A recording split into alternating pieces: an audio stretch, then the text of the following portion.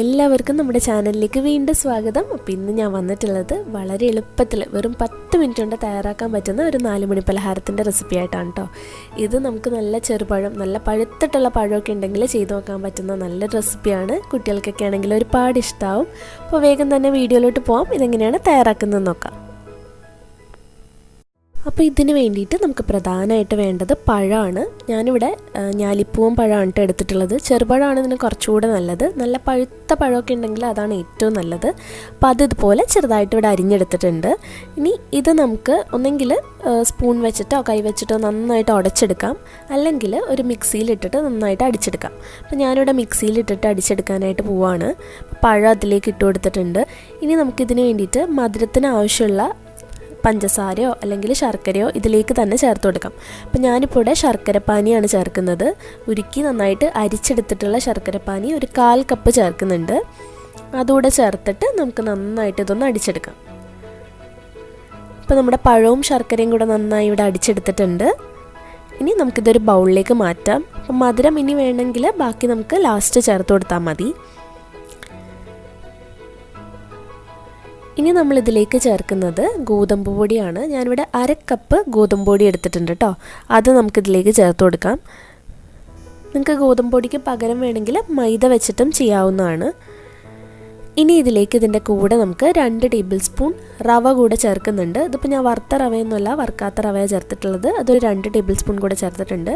അപ്പോൾ നല്ലൊരു ടേസ്റ്റ്, നല്ലൊരു ക്രിസ്പി ആയിട്ട് നമ്മുടെ ഈ ഒരു സ്നാക്ക് കിട്ടും. എന്നിട്ടിത് നന്നായി യോജിപ്പിച്ചെടുക്കുക. നമുക്ക് കുറച്ച് കട്ടിയുള്ളൊരു മാവാണ് കേട്ടോ വേണ്ടത്. ഒരുപാട് ലൂസായൊന്നും പോകരുത്. നല്ല കട്ടിയിൽ തന്നെ ഇത് കുഴച്ചെടുക്കുക. അപ്പോൾ ഇതിലേക്ക് വെള്ളമൊന്നും ചേർത്ത് കൊടുക്കണ്ട, അല്ലാതെ തന്നെ കുഴച്ചെടുത്താൽ മതി. ആ ശർക്കരപ്പാനി കൊണ്ട് തന്നെ നമുക്ക് നന്നായിട്ട് കുഴച്ചെടുക്കാനായിട്ട് പറ്റും. അപ്പോൾ ഈ ഒരു സമയത്ത് മധുരം നോക്കിയിട്ട് വേണമെങ്കിൽ കുറച്ചുകൂടെ ശർക്കരപ്പാനി ചേർത്ത് കൊടുത്താൽ മതി. ഇപ്പോൾ നമ്മുടെ മാവ് അത്യാവശ്യം റെഡി ആയിട്ടുണ്ട്. ഇനി നമുക്കിതിലേക്ക് കുറച്ച് ഉപ്പ് കൂടെ ചേർത്ത് കൊടുക്കാം. ആ മധുരം ഒന്ന് ബാലൻസ് ചെയ്യാൻ വേണ്ടിയിട്ട് ഒരു നുള്ളു ഉപ്പ് ചേർത്തിട്ടുണ്ട്. പിന്നെ ഇതിലേക്ക് ഒരു 1/2 ടീസ്പൂൺ ഏലക്കായ പൊടിച്ചതാണ് ചേർക്കുന്നത്. അതുകൂടെ ചേർത്തിട്ട് നന്നായി യോജിപ്പിച്ചെടുക്കുക. ഇപ്പോൾ ആവശ്യത്തിന് നല്ല മധുരവും ഒക്കെയുള്ള മാവ് ഇവിടെ റെഡി ആയിട്ടുണ്ട്. ദാ ഈ ഒരു പരുവത്തിൽ നല്ല കട്ടിയിലുള്ള മാവായിട്ട് ഇതുപോലെ നമ്മൾ കുഴച്ചെടുക്കുക. ഇനി നമുക്കിത് ഫ്രൈ ചെയ്തിട്ടെടുക്കാം. അപ്പോൾ അതിന് വേണ്ടിയിട്ട് ഞാനൊരു ചട്ടിയിൽ എണ്ണ ഒഴിച്ച് നന്നായി ചൂടാക്കിയിട്ടുണ്ട്. എണ്ണ നന്നായി ചൂടായി വന്ന് കഴിഞ്ഞിട്ട് മാത്രമേ നമ്മളിതിലേക്ക് മാവിട്ട് കൊടുക്കാൻ പാടുള്ളൂ. അപ്പോൾ ഒരു സ്പൂൺ വെച്ചിട്ട് നമുക്കിതിലേക്ക് ഇതുപോലെ ഇട്ട് കൊടുക്കാം. അപ്പോൾ സ്പൂണിൽ നിന്ന് ആ കട്ടിയിൽ ഇങ്ങനെ വീഴുന്ന ഒരു പരുവാണ് ഈ ഒരു മാവിന് വേണ്ടത് കേട്ടോ. പിന്നെ നമ്മളിത് ഇട്ട് കൊടുത്ത ശേഷം ഫ്ലെയിം നല്ല ലോയിൽ വെച്ചിട്ട് വേണം ഫ്രൈ ചെയ്തെടുക്കാൻ വേണ്ടിയിട്ട്, അല്ലെങ്കിൽ പുറംഭാഗം പെട്ടെന്ന് തന്നെ കളറ് മാറും, ഉള്ളിൽ വെന്തിട്ടുണ്ടാവില്ല. അപ്പോൾ നല്ല ലോ ഫ്ലെയിമിൽ വെച്ചിട്ട് തിരിച്ച് മറിച്ചിട്ട് ഇത് ഫ്രൈ ചെയ്തെടുക്കുക. നല്ലൊരു ഗോൾഡൻ കളറൊക്കെ എല്ലാ ഭാഗത്തും ആവുന്ന സമയത്ത് നമുക്കിത് എണ്ണയിൽ നിന്ന് എടുക്കാം. അപ്പോൾ ഇതാ നമ്മൾ ആദ്യം ഇട്ടതൊക്കെ റെഡി ആയിട്ടുണ്ട്, നല്ല കളറൊക്കെ വന്നിട്ടുണ്ട്. ഇനി ബാക്കിയുള്ളതും നമുക്കിതുപോലെ തന്നെ ഫ്രൈ ചെയ്തിട്ടെടുക്കാം. ലോ ഫ്ലെയിമിലിട്ട് തന്നെ ഫ്രൈ ചെയ്യാനായിട്ട് പ്രത്യേകം ശ്രദ്ധിക്കുക കേട്ടോ. അപ്പോൾ ഇതാ അടുത്ത ബാച്ചൊക്കെ റെഡി ആയിട്ടുണ്ട്. അപ്പോൾ ഇതും നമുക്ക് എണ്ണയിൽ നിന്ന് മാറ്റാം.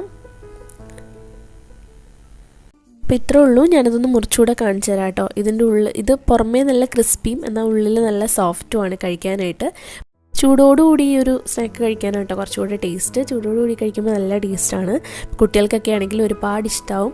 അപ്പോൾ എല്ലാവരും ട്രൈ ചെയ്ത് നോക്കിയിട്ട് നിങ്ങളുടെ അഭിപ്രായങ്ങളൊക്കെ പറയുക. അതുപോലെ നമ്മുടെ ചാനൽ ഇതുവരെ സബ്സ്ക്രൈബ് ചെയ്തിട്ടില്ലെങ്കിൽ താഴെ ഒരു റെഡ് കളറിലൊരു സബ്സ്ക്രൈബിൻ്റെ ബട്ടൺ ഉണ്ട്. അതൊന്ന് പ്രസ് ചെയ്തിട്ട് സബ്സ്ക്രൈബ് ചെയ്യുമ്പോൾ അതിൻ്റെ അടുത്തൊരു ബെല്ലൈക്കൺ വരും.